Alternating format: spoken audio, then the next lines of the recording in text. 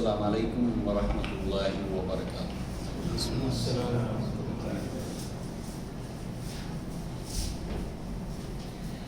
ان الحمد للہ نحمده ونستعینه ونستغفره ونؤمن به ونتوکل علیہ ونعوذ باللہ من شرور انفسنا ومن سیئات اعمالنا من يهده الله فلا مضل له ومن يضلل فلا هادي له واشهد ان لا اله الا الله وحده لا شريك له واشهد ان محمدا عبده ورسوله اما بعد يا ايها الذين امنوا اتقوا الله حق تقاته ولا تموتن الا وانتم مسلمون يا أيها الناس اتقوا ربكم الذي خلقكم من نفس واحدة وخلق منها زوجها وبث منهما رجالا كثيرا ونساء واتقوا الله الذي تساءلون به والأرحام إن الله كان عليكم رقيبا يا أيها الذين آمنوا اتقوا الله وقولوا قولا سديدا يصلح لكم أعمالكم ويغفر لكم ذنوبكم ومن يطع الله ورسوله فقد فاز فوزا عظيما فإن خير الحديث كتاب الله وخير الهدي هدي محمد صلى الله عليه وسلم وشر الأمور محدثاتها وكل محدثة بدعة وكل بدعة ضلالة وكل ضلالة في النار وقال الله تبارك وتعالى لقد كان لكم في رسول الله أسوة حسنة لمن كان يرجو الله واليوم الآخر وذكر الله كثيرا رب اشرح لي صدري ويسر لي أمري واحلل عقدة من لساني يفقهوا قولي اللهم أرنا الحق حقا وارزقنا اتباعه وأرنا الباطل باطلا وارزقنا اجتنابه آمين يا رب العالمين۔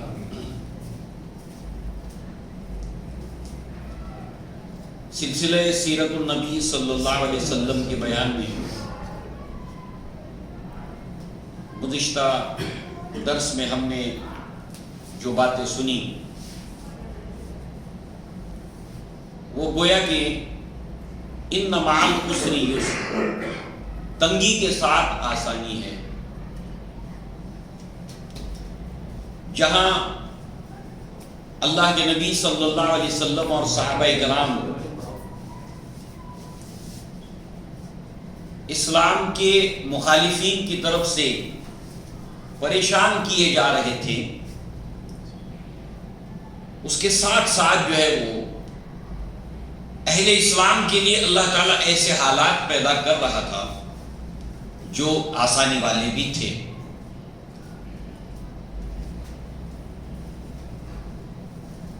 ہر گزرتے ہوئے دن کے ساتھ، ہر گزرتے ہوئے مہینے کے ساتھ، ہر گزرتے ہوئے سال کے ساتھ قریش کی پریشانیاں بڑھ رہی تھیں۔ کفاران قریش حبشہ میں ناکام لوٹے، نامراد لوٹے، مایوس ہو کر لوٹے۔ اس کا غصہ یہاں پر اگر پریشر کرتے ہیں، ایک دروازہ اللہ تعالیٰ نے کھول دیا ہے حبشہ کی طرف۔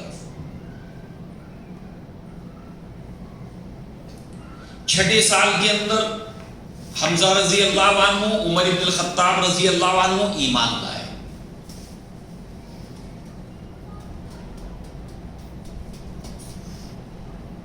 مسلسل باہر سے آنے والے انفرادی اور اجتماعی صورت کے اندر اسلام لانے والوں کے تعلق سے ہم نے گزشتہ درس میں دیکھا، وفد نجران اہل کتاب کا اسلام لایا اور اسلام کو قبول کر کے اپنے علاقوں میں لوٹا۔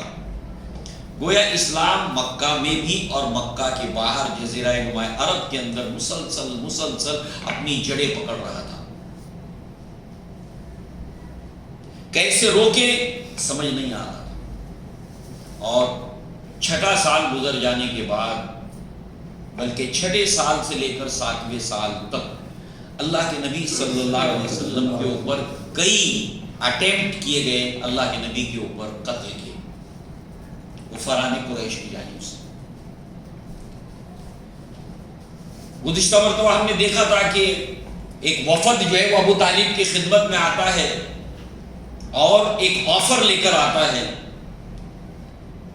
ولید ابن مغیرہ کا لڑکا عمارہ ابن ولید، اس کو ابو طالب آپ رکھ لو، بدلے میں محمد صلی اللہ علیہ وسلم کو ہمارے حوالے کر دو. تو جواب ابو طالب نے دیا تھا تو بڑے گھاٹے کا سودا ہے. اور مثال دے کر بتایا تھا کہ یہ ہو نہیں سکتا کہ میں تمہارے بچے کو پرورش کروں، کھلاؤں پلاؤں اور تم میرے بھتیجے کو لے جا کر قتل کر دو. اس طرح کے کئی واقعات 7ویں سال میں ہوئے. ابو جہل نے 1 سے 2 مرتبہ اللہ کے نبی صلی اللہ علیہ وسلم کے اوپر اس طرح کی ناکام کوششیں کی، اور بھی لوگوں کی طرف سے ہوئی. اور اب جو معاملہ ہے کہ ابو طالب کا 7ویں سال کے اندر بہت زیادہ اندیشہ بڑھ گیا تھا اللہ کے نبی صلی اللہ علیہ وسلم کو لے کر. آپ جب بھی پڑھیں گے سیرت میں، یہ 7واں سال ہے جب ابو طالب بہت فکر مند رہنے لگے تھے اللہ کے نبی صلی اللہ علیہ وسلم کو لے کر. اس کی وجہ ابھی ایک آنے والی مصالحت کی آفر تھی، عمارہ کو لے لو، بدلے محمد صلی اللہ علیہ وسلم کو دے دو. جانتے تھے کس لیے لے جانا، لہذا جو ہے وہ ان کی اس کوشش کو اللہ کے نبی صلی اللہ علیہ وسلم کی طرف اللہ تعالیٰ نے قرآن مجید میں بھی نقل کیا، اور خاص اس وقت کو ایک وقت کے بعد یاد دلایا نبی کو کہ یہ آپ کو قتل کیا چاہتے تھے. اللہ تعالیٰ نے آپ کی کس طریقے سے نصرت اور مدد کی. ام ابرموا وانما وانا مبرمون، ان لوگوں نے ایک تہیہ کیا ہے، ایک ارادہ کیا ہے، اور اللہ تعالیٰ نے بھی ایک ارادہ کیا ہے.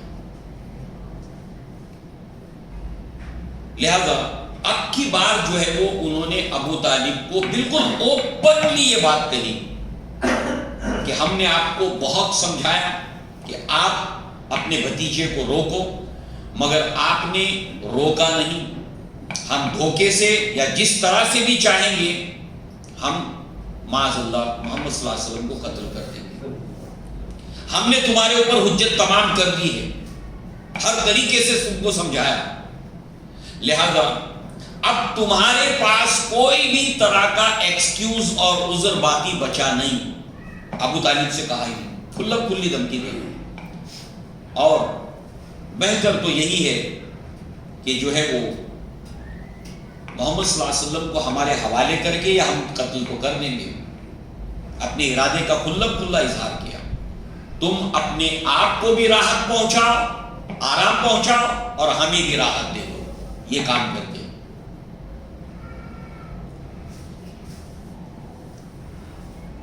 اس کے سوا فاطمہ رضی اللہ عنہا نے کفاران قریش کی باتیں سنی، اللہ کے نبی صلی اللہ علیہ وسلم کی بیٹی، اور آ کے اللہ کے نبی صلی اللہ علیہ وسلم کو خبر دی. ہؤلاء الملأ من قریش، کہ یہ جو سرداران قریش ہیں یہ سب کے سب جو ہے وہ آپ کی جان کے در پہ ہیں، اس کی یہ باتیں کر رہے ہیں. یہ دور تھا جب ابو طالب کو بہت اندیشہ تھا اللہ کے نبی صلی اللہ علیہ وسلم کو لے کر، کیونکہ ایک کے بعد ایک واقعات اس کے ہو رہے تھے. لہذا ابو طالب نے ایک حکمت عملی اختیار کی. اور یہاں پر ہمارے لیے سوچنے کی بات یہ بھی ہے کہ ابو طالب کتنا ڈیفینس کر رہے ہیں اللہ کے نبی صلی اللہ علیہ وسلم، کتنا دفاع کر رہے ہیں، کتنی جتن کر رہے ہیں، مگر آخرت میں انجام کیا ہے. یہ ہمارے لیے بڑے ہی غور کا نقطہ ہے. اگر ایمان نہیں ہے، اگر اسلام نہیں ہے، تو کتنا ہی یہ ایفرٹ سے سب کا سب صفر ہو کر رہ گیا. بہرحال انہوں نے عبد مناف، اس کی دونوں برانچز، بنو عبد المطلب، بنو ہاشم، ان دونوں برانچز سے جتنی بھی خاندان کے افراد تھے، دونوں ان شاخوں کو اکٹھے جمع کیا. یہ 7واں سال ہے ابو طالب نے، اور جمع کیا، اور اس قبائلی حمیت کے ذریعے سے، اس سے پہلے ہم یہ بات سن چکے ہیں، جو ٹرائبل سسٹم ہے، قبائلی نظام ہوتا ہے، اس کے اندر کچھ چیزوں کی بڑی اہمیت ہوتی ہے۔ ایک، اپنے قبیلے کی یونیٹی، اپنے قبیلے کا اتحاد، اپنے خاندان کا اتحاد۔ کیوں؟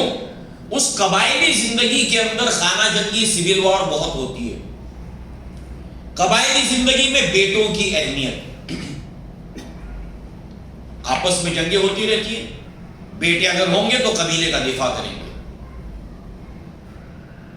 اب اس اعتبار سے جو ہے وہ، اگر جو ہے وہ کوئی قبیلہ کمزور بنا دیا گیا تو پھر سارے قبیلے اس کو کمزور بنائیں گے۔ ایک نے بنایا دوسرا، تو ان کا وہ جو دبدبہ ہے، وہ جو روب ہے، وہ ختم ہو جائے گا۔ تو یہاں پر تمام بنو عبد المطلب اور بنو ہاشم کے تمام لوگوں کو، جو مسلمان تھے، جو مسلمان نہیں تھے، بس ان کا تعلق یا تو بنو عبد المطلب سے یا بنو ہاشم سے، مسلمان بھی جو اسلام نہیں لائے وہ بھی، سب کو اکٹھے کیا، اور اسی قبائلی حمیت کی بنیاد کے اوپر جو ہے وہ ان سے، ان کے سامنے بات رکھی کہ محمد صلی اللہ علیہ وسلم کا دفاع اور ڈیفنس کرنا ہمارے دونوں شاخوں کو کیوں ضروری ہے۔ اس بات سے دونوں جو ہے وہ خاندانوں کو قائم کیا۔ اب وہ قبائلی حمیت تھی، خاندانی حمیت تھی، اب اس میں مسلمان اور غیر مسلم دونوں بھی ان دونوں شاخوں کے یونائٹ ہو گئے، متحد ہو گئے۔ صرف ایک شخص کو چھوڑ کر، ابو لہب کو چھوڑ کر، یہ اس خاندان کے اندر شامل نہیں ہوا، اس اتحاد کے اندر شامل نہیں ہوا، اللہ کے نبی صلی اللہ علیہ وسلم کے دفاع کے اندر۔ اب ظاہر سی بات ہے کہ یہ ابو طالب کا رد عمل تھا قریش کی جانب سے، اللہ کے نبی صلی اللہ علیہ وسلم کو لے کر اندیشے کی وجہ سے ابو طالب کا یہ ریاکشن تھا۔ قریش نے جب یہ دیکھا کہ ہم جس قدر ابو طالب کو سمجھا رہے ہیں، یہ اسی قدر زیادہ محمد صلی اللہ علیہ وسلم کا پروٹیکشن کر رہے ہیں، اور اب تو پورے کے پورے قبیلے کے لوگ متحد ہو گئے، اب تک تو ابو طالب کا معاملہ تھا، پورے قبیلے کے لوگ متحد ہو گئے محمد صلی اللہ علیہ وسلم کے دفاع کے اندر۔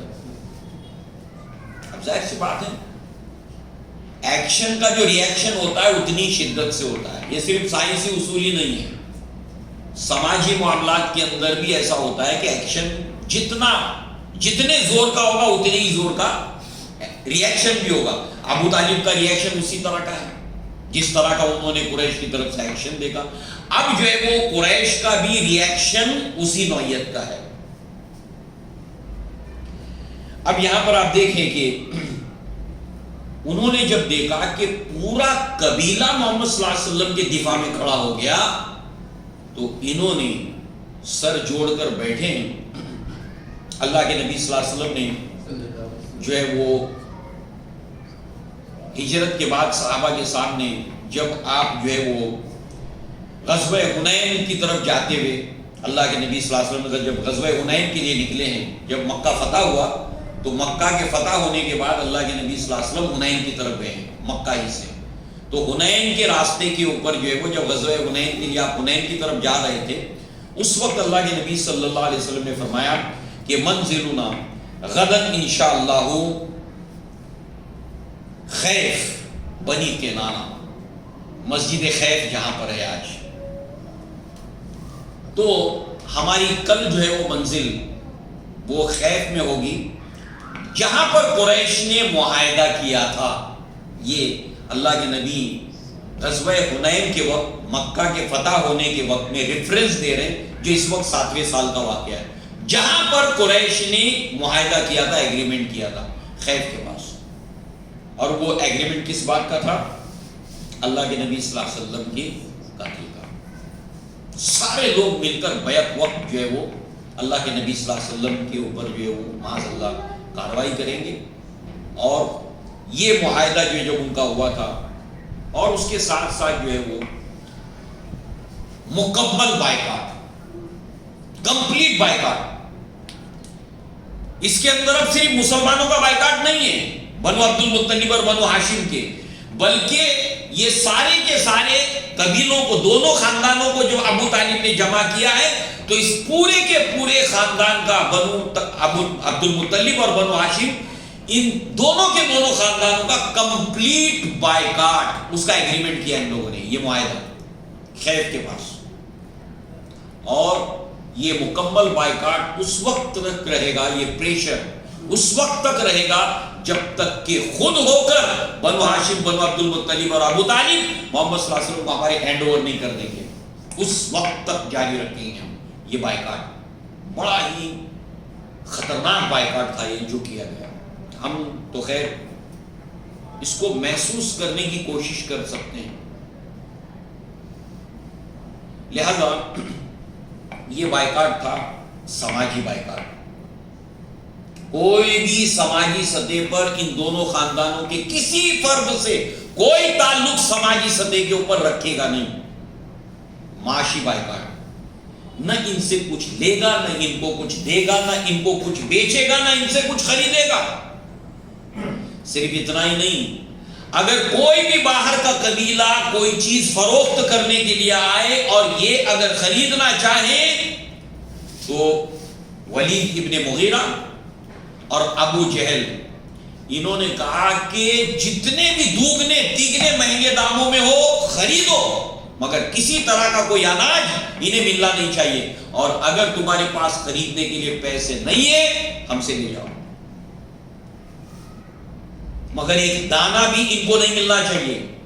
سوشل بائیکاٹ، اکنامیکل بائیکاٹ،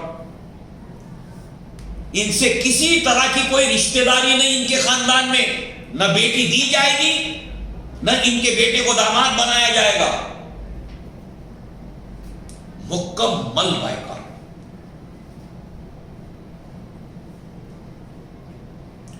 اس وقت جو ہے وہ آپ دیکھیں، اس بائیکاٹ کے اوپر انہوں نے صرف یہ زبانی جمع خرچ نہیں کیا، بلکہ اس کو ریٹن فارم میں کیا. اس کی تحریر کرائی، سارے قبیلے کے سرداروں نے مل کر تحریر کی بائیکاٹ کے تعلق سے، اس کی ڈیٹیلز کے تعلق سے. اس کے اوپر 3 اسٹیمپنگ ہوئی، مہریں لگی، اور اس کے بعد اس کو لپیٹ کر خانہ کعبہ کے اندر لٹکایا گیا. یہ کب تک رہے گا بائیکاٹ؟ جب تک کہ یہ لوگ اب خود ہو کر محمد صلی اللہ علیہ وسلم کو ہمارے حوالے نہیں کرتے. اب یہ ہیں حالات. یہی وہ دور بھی تھا 6 سال سے لے کر 7 سال کے درمیان، ایسے شدید حالات کے اندر سورہ روم نازل ہوئی ہے. غلبت الروم، رومی جو ہے وہ مغلوب ہو گئے. اور یہی وہ وقت تھا کہ عنقریب یہ لوگ بزی سنین، یعنی چند سالوں کے اندر جو ہے وہ غالب آ جائیں گے. رومی تھے اہل کتاب، مجوسی تھے مشرک، آگ کی پوجا کرنے والے. اہل کتاب، مشرک. مکہ کے اندر اللہ کے نبی صلی اللہ علیہ وسلم کو رسول مان کر، قرآن کو اللہ کی کتاب مان کر ایمان لانے والے، کتاب والے اور مشرک. وہاں پر وہ مشرک مجوسی غالب اہل کتاب کے اوپر، یہاں پر ہم تمہارے اوپر غالب، بتاؤ حق پر کون ہے. انہوں نے حق اور باطل کا معیار بنا دیا اس کو.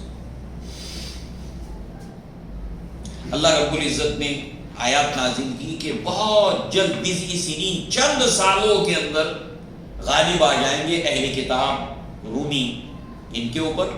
اس وقت اللہ تعالیٰ اہل ایمان کو 2 خوشیاں دے گا. اب اس وقت جو ہے وہ ابو بکر صدیق رضی اللہ عنہ نے شرط لگائی. اس وقت تک شرط جو ہے وہ اسلام کے اندر ناجائز نہیں تھی، اس کے تعلق سے کوئی حکم نہیں تھا. لہذا اونٹوں کی شرط لگائی ابو جہل کے ساتھ کہ ایسا ہوگا چند سالوں میں اس کے اندر جو ہے وہ جو سالوں کی گنتی انہوں نے لگائی وہ 6.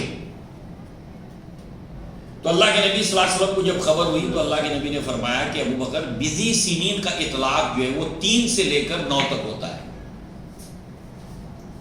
منیمم 3 میکسیمم 9 بزی سنین. تو 3 سے لے کر 9 تک کبھی بھی ہو سکتا ہے. تو تم سال جو ہے وہ اس کی گنتی بڑھاؤ. تو ابو بکر صدیق نے سالوں کی گنتی بڑھائی اور اونٹوں کی تعداد میں بھی اضافہ کیا شرط کیا. اور پھر جب غزوہ بدر ہوئی تو غزوہ بدر کے اندر اللہ تعالیٰ نے مسلمانوں کو فتح دی اور وہاں پر رومی غالب آ گئے. کیا کہا تھا اللہ نے سورہ روم میں کہ اللہ اس وقت مومنوں کو 2 خوشیاں دے گا. انہوں نے اس کو حق اور باطل کا پیمانہ بنایا. یہاں اللہ نے مومنوں کو غالب کیا, وہاں پر اللہ نے رومیوں کو غالب کیا. یعنی راحت کی کچھ چیزیں بھی ساتھ ساتھ چل رہی ہیں. اب یہاں پر آپ دیکھیں کہ جو تحریر لکھنے والا شخص ہے اس کے تعلق سے 2 لوگوں کے نام آتے ہیں, مگر کنفرمیشن کے ساتھ محققین نے جس شخص کا نام لکھا ہے وہ بغیث بن عامر نامی شخص ہے جس نے اپنے ہاتھ سے لکھا تھا. اللہ تعالیٰ نے اگر کسی کو لکھنا سکھایا ہے تو اس کی بڑی اہمیت ہے.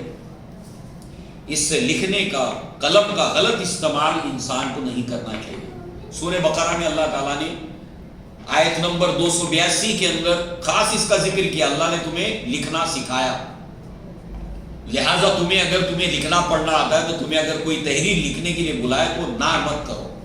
کوئی آدمی نہیں پڑھا لکھا ہے, کہا ذرا لکھ دو, منع نہ کیا کرو, لکھ دیا کرو. اللہ نے تمہیں سکھایا ہے. میں پڑھ لیا, میں لکھ لیا, مجھے لکھنا آتا ہے, نہیں, اللہ نے سکھایا تو ہم سیکھ سکیں. اللہ چاہتا تو ہم نہیں جان سکتے تھے. لہٰذا اگر کوئی چیز لکھنے کے لیے کوئی بلائے منع نہ کیا کرو.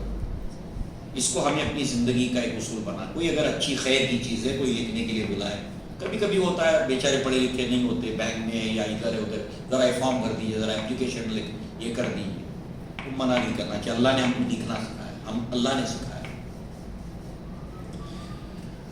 مگر یہاں پر اللہ نے اس کو لکھنا سکھایا اور اس نے حق کے خلاف اپنے قلم کو چلایا.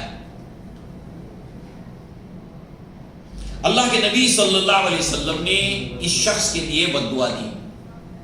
جس ہاتھ سے اس نے لکھا تھا اللہ تعالیٰ نے اس کے ہاتھ کو شل کر دیا. شل مطلب اس میں جان باقی نہیں رہتی, ہینڈی کیپ ہو گیا, اس میں اٹھا بھی نہیں سکتا ہاتھ کو. یہ ایک ظالمانہ تحریر تھی جو کی گئی تھی. اب اس میں صرف بڑے لوگ نہیں تھے, اس قبیلے کے شیرخوار بچے تک اس میں انوالو تھے جنہوں نے اس تکلیف کو سہا اس معاہدے کی. لکھنے والا یہ شخص ہے. بہرحال یہ تحریر جو ہے وہ خانہ کعبہ میں لٹکا دی گئی. 7ویں سال کے اندر قریب محرم کے مہینے کے اندر یہ معاہدہ ہوا ہے, اس کو خانہ کعبہ میں لکھ کر لٹکایا گیا. 3 سال تک چلا ہے, 10ویں سال تک چلا ہے. لہذا اب جو ہے وہ چونکہ بنو عبد المطلب اور بنو ہاشم ان کا بائیکاٹ ہو گیا, تو بنو عبد المطلب میں سے کسی کے گھر ادھر ہے, کسی کا وہاں, کسی کا وہاں, کسی کا وہاں, کسی کا وہاں, بکھرے ہوئے. تو ابو طالب نے یہ کیا کہ سب کو اکٹھے کیا اور ایک پہاڑی درہ ہے جس کو شیب ابی طالب کہتے ہیں, جو ان کا جو ہے وہ انہی کا یہ پراپرٹی یا جائیداد کا حصہ تھا. شیب ابی طالب گھاٹی ہے, وہ پہاڑوں کا درہ, وہاں پر جا کر جو ہے وہ یہ سارے بنو ہاشم بنو عبد المطلب کے افراد, بچے بوڑھے, سب کے سب جا کر وہاں پر محصور ہو گئے. یہ ریکوائرمنٹ تھی بائیکاٹ کے بعد.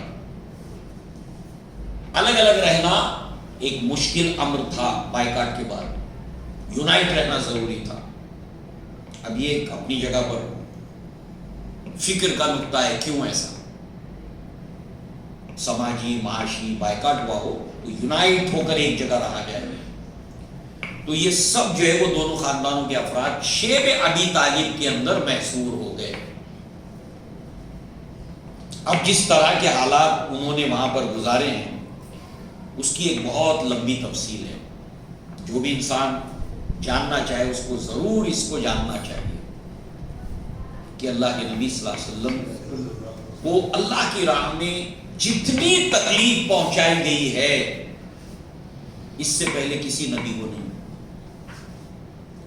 صحابہ کرام کو یہاں پر 3 سالوں کے اندر جو تکالیف کا سامنا ہوا ہے اس کی تفصیلات موجود ہیں. اس کو صرف ہم ایک سرسری طور پر دیکھ سکتے ہیں کہ کس طرح کی تکالیف کا سامنا ان کو کرنا پڑا. یہ لوگ باہر نہیں نکلتے تھے ایکسپٹ حج کے موسم کے وقت، یا کوئی قافلہ آ گیا تو کوئی باہر آ گیا، مگر لینے نہیں دیتے تھے اناج، دوگنے تیگنے دام لگا کر خرید لیتے تھے اس کو. اللہ کے نبی باہر آتے، دعوت و تبلیغ کا سلسلہ جاری ہے. حج کے موسم میں اللہ کے نبی کبھی اس قافلے کے پاس، کبھی اس قافلے کے پاس، کبھی اس کیمپ کے اندر، کبھی اس کیمپ کے اندر. اسی طریقے سے جو ہے وہ کچھ لوگ اگر رشتے دوستی کی بنیاد کے اوپر کچھ پہنچانے کی وہاں پر کوشش اگر کرتے تو یہ لوگ اس کو روک لیتے اور اس کے ساتھ بھی سختی کرتے تھے. یہ معاہدے کی مخالفت کر رہے ہو تو اس کے قبیلے کے سرداروں کو انوالو کیا جاتا، تمہارا آدمی ہے، مدد کر رہا ہے، ان کی معاہدے کے خلاف کام ہو رہا ہے. ہر طرح کی سختی جو ہے وہ اگر کوئی مدد کرنا چاہے، حالانکہ کچھ لوگ چھپتے چھپاتے جو ہے وہ کسی کو نہ علم میں آئے اس طریقے سے وہاں پر اناج وغیرہ پہنچا دیا کرتے تھے. اس شیب ابی طالب کے اندر جتنے درخت تھے سارے کے سارے پتے نوچ کر کھا لیے گئے. ایسی حالت آ گئی تھی. ایک بات یاد رکھنا چاہیے، اللہ کے دین کی خاطر، اسلام کی خاطر صحابہ کرام نے جو تکلیفیں اٹھائی ہیں، سریہ دومت الجندل سیرت میں آئے گا جب اللہ کے نبی نے عبد الرحمن ابن عوف کے ساتھ 300 صحابہ کو بھیجا تھا، جو پہلا سب سے بڑا دور دراز علاقے کا سریہ تھا. اور اس کے اندر جو ہے وہ راستے میں صحابہ کرام کا معاملہ یہ تھا. یہ ہمارے لیے نصیحت ہے، ہمارے اندر ایک ہمت اور حوصلہ پیدا کرنے کے لیے یہ ایک مثال ہے شیب ابی طالب کی. اور یہ عبد الرحمن ابن عوف رضی اللہ عنہ کی قیادت میں بھیجا ہوا جو مہم تھی. یہ اس میں کیا ہوا تھا، راستے میں سب نے جو کچھ بھی کھانا لیا تھا، 300 افراد تھے ساتھ میں، جو کچھ بھی کھانا لیا تھا وقت پڑنے کے اوپر جو ہے وہ جب بھی کھانے کا وقت ہوتا، اب کسی نے کم لیا، کسی نے زیادہ لیا، ایسا نہیں سب برابر لیں گے. تو اب کیا ہو گیا، کسی کا پہلے ہی ختم ہو گیا، کسی کا جو ہے وہ باقی ہے. تو جب بھی کھانے کا وقت ہوتا ساروں کے کھانے جمع کر دیے جاتے ایک اکٹھے، پھر اس میں سے استعمال کر کے بچا ہوا پھر اگلے ہوتے ہوتے کھانا ختم ہو گیا.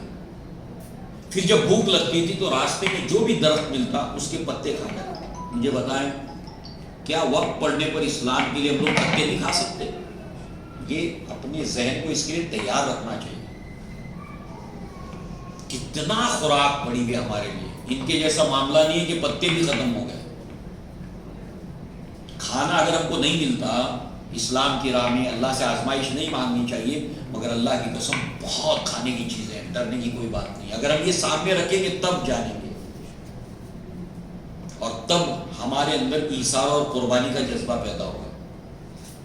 غور کریں صرف کتنی چیزیں اگر ہمیں کھانا نہ ملے تو اللہ تعالیٰ نے روزی پھیلا رکھی ہے.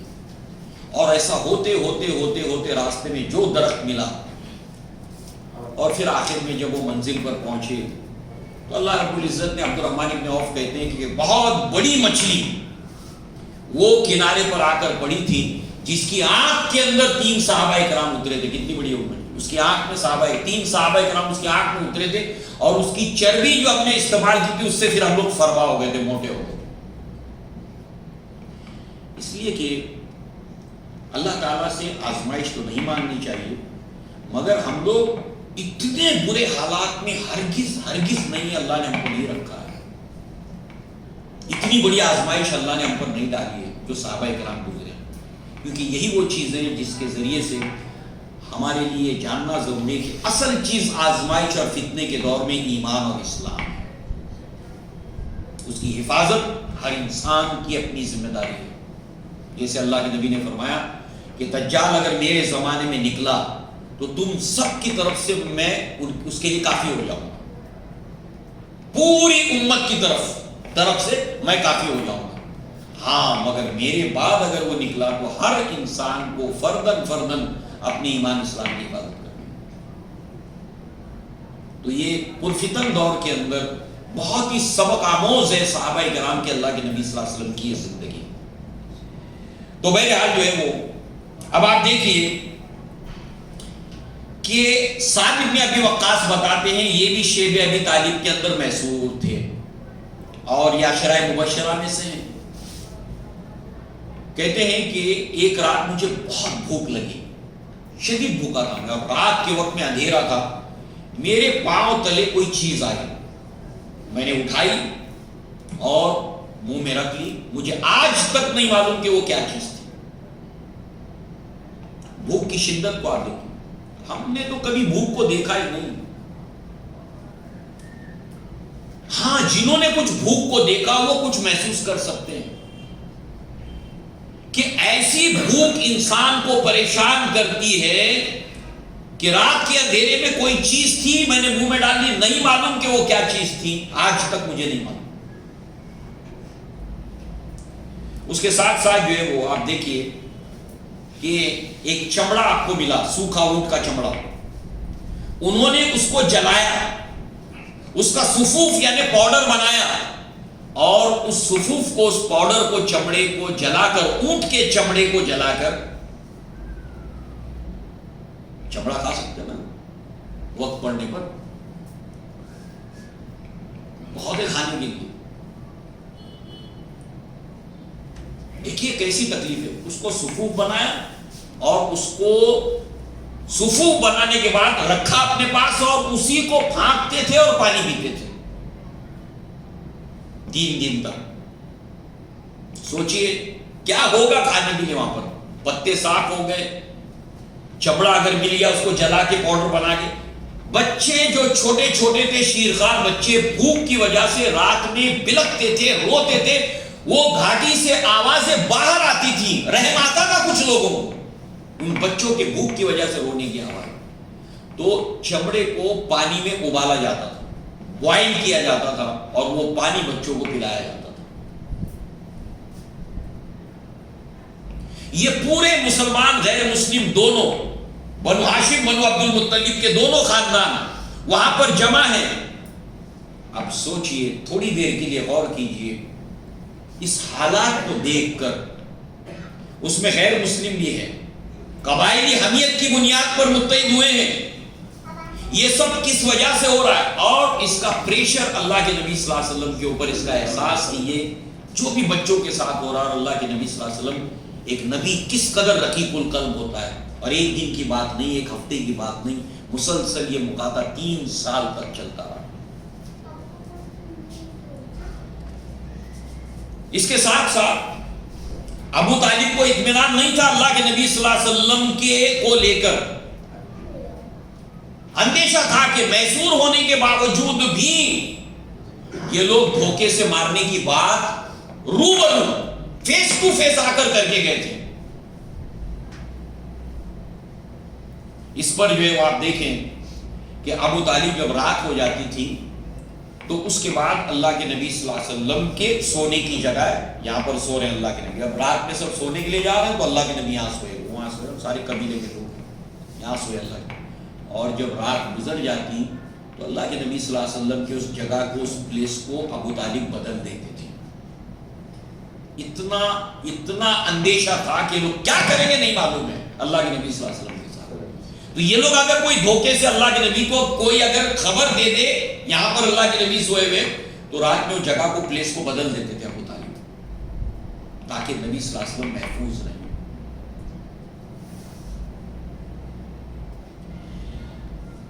اب یہ جو مقاطع ہے چلتا رہا. چوری چھپے کوئی اناج بھیج دیتا تھا، اونٹ کے اوپر لاد کر گھاٹی کے اندر ہانک دیتا تھا. بھوکے بھی رہے، کبھی مل گیا تو کھا لیا، اناج خریدنے میں کامیاب ہو گئے تو چلتا رہا سلسلہ. اور پھر جو ہے وہ وقت آیا وہ کہ جو 3 اہم عنوانات ہیں یا اسباب ہیں کہ یہ مقاطع ہو گیا ختم. نمبر 1، بالخصوص وہ لوگ جو لٹریچر سے، ساہتیہ سے، ادب سے دلچسپی رکھنے والے ہیں. ابو طالب کا وہ لکھا ہوا اس بیک گراؤنڈ کے اندر، شیب ابی طالب کے بیک گراؤنڈ کے اندر لکھا ہوا قصیدہ، وہ صرف قصیدہ نہیں ہے بلکہ لٹریچر اور ادب اور ساہتیہ کی ایک بہترین مثال ہے.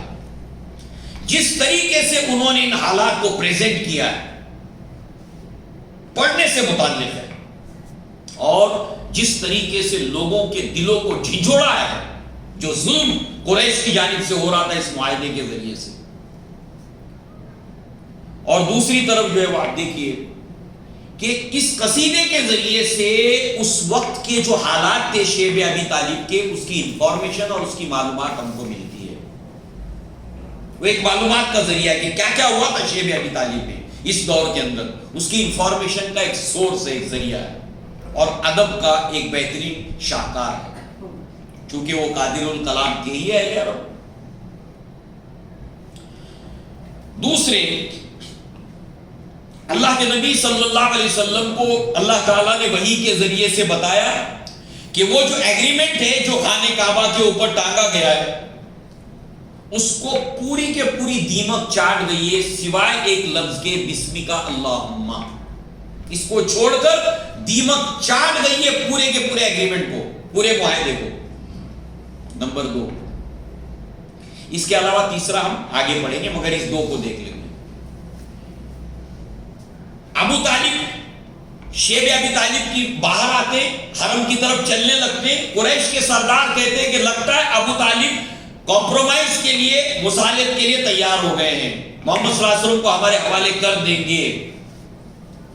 ابو طالب کو جب آتے ہوئے دیکھتے ہیں تو اس کے بعد جو ہے وہ ابو طالب آتے ہیں اور کہتے ہیں کہ محمد صلی اللہ علیہ وسلم میرے بھتیجے نے یہ خبر دی ہے مجھے کہ یہ جو تمہارا ایگریمنٹ ہے، معاہدہ ہے، اس کو دیمک چاٹ گئی ہے سوائے بسم کا.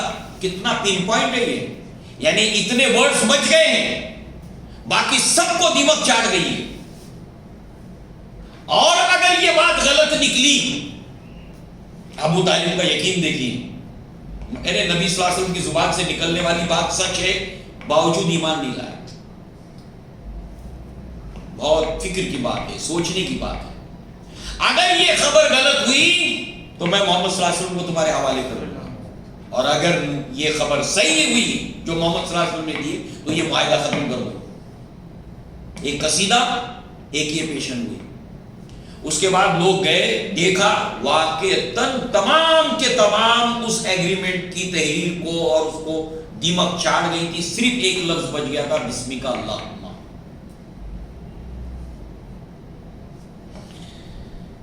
اسی کے ساتھ ساتھ جو ہے وہ اس کا امپیکٹ جو ہے وہ مکہ کی سوسائٹی کے اندر ہونے لگا. پہلے سے کچھ دن تیار تھے کہ نہیں یہ غلط ہو رہا ہے، یہ غلط ہو رہا ہے، مگر اب بات کیا ہے کہ ایک بات بہت سمجھنے کی ہوتی ہے، ایک بات بہتوں کے دل میں ہوتی ہے. آپ کے بھی دل میں چل رہی، ان کے بھی دل میں چل رہی، ان کے بھی، مگر بات کیا ہے، بلی کے گلے میں گھنٹی کون باندھے گا، اسٹارٹ کون لے گا. تو اب یہ تیسری وجہ کی طرف آئیے.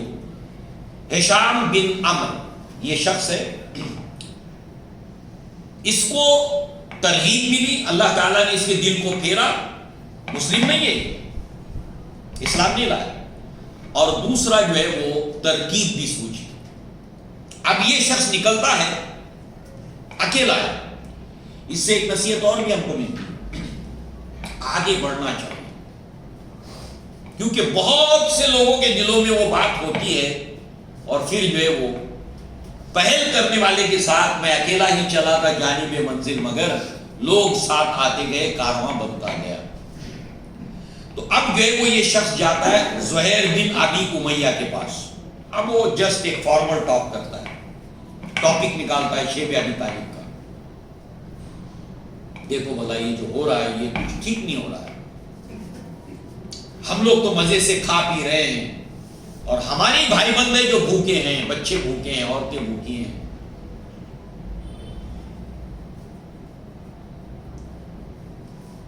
اب وہ تائید کرتا، ہاں بات تو تم صحیح کہہ رہے ہو،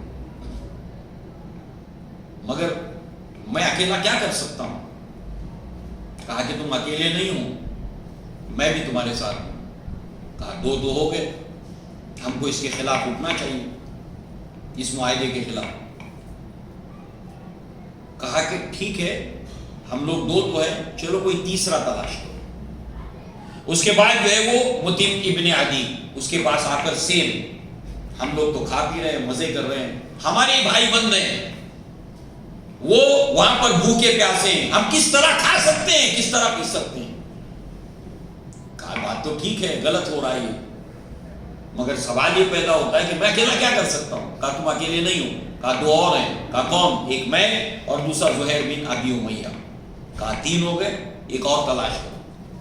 پھر وہی چوتھے ابو الجنتری، سیم چیز، ہم کھا رہے ہیں، ہم پی رہے ہیں، ہمارے اپنے رشتہ دار بھوکے پیاسے، بچے بھوکے پیاسے، یہ کیا شوبہ دیتا ہے، جچتا ہے؟ کہا کہ بات تو غلط ہو رہی ہے یہ، مگر کرے کیا؟ میں اکیلا کیا کر سکتا ہوں؟ کہا کہ تم اکیلے نہیں ہو۔ کہا تین اور بھی ہیں، چار ہو گئے۔ کہا چلو پانچویں کو تلاش کرو۔ عاص بن ہاشم، سیم۔ کہا پانچ ہو گئے، ایک اور تلاش کرو۔ پھر چھٹا ہے زما بن اسود۔ اب یہ 6 افراد ہیں۔ اب اسٹریٹجی بناتے ہیں، کہا کہ کیسے کریں گے اس معاہدے کو توڑنے کے لیے، کیا کریں گے، کیونکہ سارے قبیلے انوالو ہیں نا اس معاہدے میں، اور ان سب کا الگ الگ قبیلوں سے تعلق ہے، ان 6 کا۔ اب کریں کیا؟ تو اس کے اندر جو ہے وہ یہ طے پایا کہ اس کے اندر جو زہیر بن ابی امیہ ہے، اس نے کہا کہ شروعات کل خانہ کعبہ میں کروں گا، کیونکہ خانہ کعبہ کے صحن کے اندر ہر قبیلے کے بیٹھنے کی جگہ ہوتی تھی، اور وہ لوگ سردار سمیت آ کر بیٹھتے تھے۔ شروعات میں کروں گا، اور پھر اس کے بعد ایک بعد دیگرے ہم لوگ ایک دوسرے کی تائید کرتے چلے جائیں گے۔ اس روز پھر زہیر بن ابی امیہ نے اچھا نیا لباس پہنا۔ اب نارمل بھی جا سکتے، مگر ترکیبات دیکھیے، اسٹریٹجی دیکھیے۔ عموماً آپ نارمل لباس پہنتے ہیں، مگر جس دن آپ کچھ نیا پہنتے ہیں تو جتنے آپ کے جانتے ہیں کیا بات ہے نیا پہنا ہوا ہے، تو وہ آدمی کی طرف اٹریکٹ ہوتے ہیں لوگ، کچھ نیا ہوتا ہے۔ تو حرم کے اندر جو ہے خانہ کعبہ کے پاس طواف کرتے ہوئے اعلان کیا زور سے، یہ جو ایگریمنٹ ہے، یہ جو معاہدہ، یہ غلط ہے، یہ ظالمانہ ہے، میں اس کی مخالفت کرتا ہوں۔ اس کے اوپر جو ہے ابو جہل جو ہے ریپلائی کرتا ہے کہ اس کو چاک ہو جانا چاہیے، اس کو ختم ہو جانا چاہیے، اس کو پھاڑ کر پھینک دینا چاہیے اس معاہدے کو۔ ابو جہل کہتا ہے کہ واللہ تو جھوٹا ہے، یہ کبھی چاک نہیں ہوگا۔ اس کے اوپر پھر جو ہے وہ متیم ابن عدی کہ نہیں، زہیر جو کہہ رہا ہے وہ بالکل حق ہے، یہ غلط ہے، اس کو چاک ہو جانا چاہیے۔ پھر اس کی تائید میں دوسرا، تیسرا، 6 کے 6 ایک دوسرے کی تائید کرتے۔ اب ظاہر سی بات ہے اس خانہ کعبہ میں جتنے لوگ بیٹھے ہیں، کئی لوگ ہیں جو اس کی مخالفت میں، مگر بولتے نہیں ہیں۔ اب ان کے دل کی بات انہوں نے کر دی۔ اس کے بعد ابو جہل کہتا ہے ہاں یہ بات یہاں کی نہیں ہے، یہ پہلے کہیں اور طے ہو چکی ہے، اور یہاں پر آ کر اس کو جو ہے وہ گویا کہ اس کو ایکشن ریپلائی کیا جا رہا اس کا، یہ کہیں اور طے ہوئی ہے، یہ ہے تمہاری کانسپریسی۔ بہرحال اس وقت اس کا اثر ہوتا ہے، اور اس کے بعد جو ہے وہ اللہ کے نبی کی پیشن گوئی، وہ قصیدہ، اور بالآخر جو ہے وہ اس کو سارے کے سارے قبیلے مل کر چاک کر کے ختم کر دیتے ہیں۔ اللہ کے کام دیکھو، کیا پہلے اور کیا بعد۔ بدر مجھے نظر آتا ہے غار حرا سے پہلے۔ ان 3 سالوں میں ایک ہی جگہ پر اکٹھے ہو گئے شیب ابی طالب میں بنو ہاشم کے، بنو عبد المطلب کے مسلمان غیر مسلم، اور ان غیر مسلم جیسے پہلے تھے ویسے آج بھی تھے، مگر ان کو، ان مسلمانوں کو جو اسلام اور ایمان لائے تھے، ان کو دیکھنے کا قریب سے 3 سال تک موقع ملا۔ اگر ان کے دلوں میں اسلام کو لے کر کوئی مخالفت تھی، کوئی کدورت تھی، دیکھنے کے بعد وہ کم سے کم ختم ہو گئی، اسلام لائے نہ لائے۔ اسلام کے خلاف اور مخالفت میں جو شدت تھی اس میں کمی آ گئی، اور دوسرے ان 3 سالوں کے بعد ان کے لیے اسلام لانے کی راہیں آسان ہو گئی. اللہ کے کام دیکھو. عَسَىٰ أَن تَكْرَهُوا شَيْئًا وَهُوَ خَيْرٌ لَكُمْ وَعَسَىٰ أَن تُحِبُّوا شَيْئًا وَهُوَ شَرٌّ لَكُمْ وَاللَّهُ يَعْلَمُ وَأَنتُمْ لَا تَعْلَمُونَ. اس طریقے سے یہ ظالمانہ معاہدہ ختم ہوا اور یہ 3 سال تک چلا. اب یہ اللہ کے نبی کی زندگی کا سیرت النبی میں صحابہ کرام سابقون الاولون کی زندگی کا یہ 10واں سال ہے مکے کے اندر. اب 10ویں سال، 11ویں سال، 12ویں سال اور 13ویں سال میں کیا کیا ہوتا ہے انشاءاللہ ہم ان 4 سالوں میں مکی زندگی کے انشاءاللہ آگے اس کو تھوڑا تھوڑا کر کے دیکھیں گے. اللہ تعالیٰ سے دعا ہے کہ اللہ تعالیٰ ہمیں اپنے پیارے حبیب محمد رسول اللہ صلی اللہ علیہ وسلم کی سیرت اور زندگی کو پڑھنے سمجھنے کی توفیق عطا فرمائے اور اس کے مطابق ہمیں عمل کرنے کی توفیق عطا فرمائے. اور اللہ کے نبی کی یہ خوبصورت اور پرکشش زندگی کو ہمیں نہ صرف خود بھی سننے کی بلکہ اپنے دوست احباب اور ہمارے محلے کی خواتین اسلام کو بھی اس درس میں اللہ کے نبی کی زندگی کو جو ہمیں سننے کا موقع ملا ہے تو اس سے فائدہ اٹھانے کی اللہ تعالیٰ ہمیں توفیق دے اور ہمیں لوگوں کو یہاں تک لانے کی اللہ تعالیٰ ہمیں توفیق عطا فرمائے. اقول قولی ھذا واستغفر اللہ لی ولکم ولسائر المسلمین والمسلمات وآخر دعوانا الحمد للہ رب العالمین. السلام علیکم ورحمۃ اللہ وبرکاتہ.